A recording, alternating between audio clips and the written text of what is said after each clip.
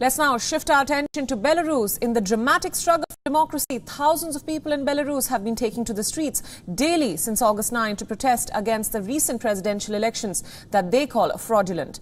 Belarusians are frustrated with the official results that gave overwhelming victory to authoritarian President Alexander Lukashenko, who has ruled the country for nearly 26 years. The largest and most determined protests ever in independent Belarus, demanding Lukashenko's resignation, have now entered their 15th day. A crowd of about 200,000 rallied against President Alexander Lukashenko in a square in central Minsk and approached the Independence Palace, that is the president's working residence.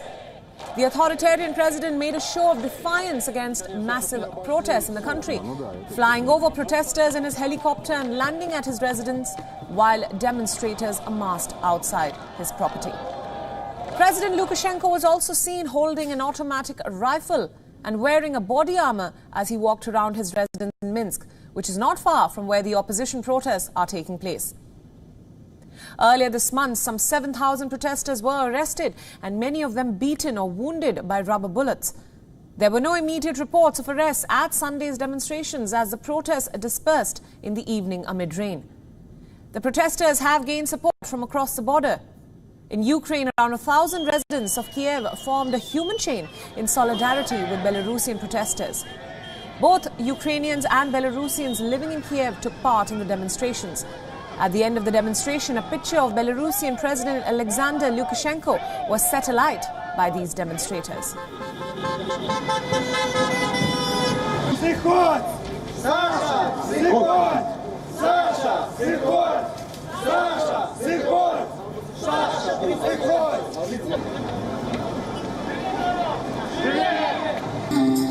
And in neighboring Lithuania, more than 50,000 Lithuanians, including the country's president, joined together to create a human chain which stretched 30 kilometers from Vilnius to the Belarus border.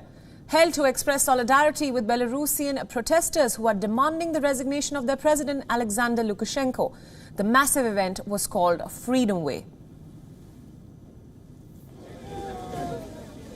Aš didžiuojuosi savo tauta, kuri atsiliepė į laisvės kelio šaukinį Baltarusijos žmonėms padrąsinti. Nes mes esame neabejingi ir niekada nebūsime abejingi. Belarus is reeling under a democratic vacuum since August 9th, when fraudulent election results led to the uprising. Russia, which is Belarus's powerful ally, has warned European leaders against interfering in Belarus's matters, and the Kremlin has said that it would intervene if necessary. Lukashenko has threatened to shut down the production lines from Monday, where workers have put down their tools. The staff at state-run media outlets has also staged walkouts when Lukashenko admitted that journalists from Russia had been flown in to replace them.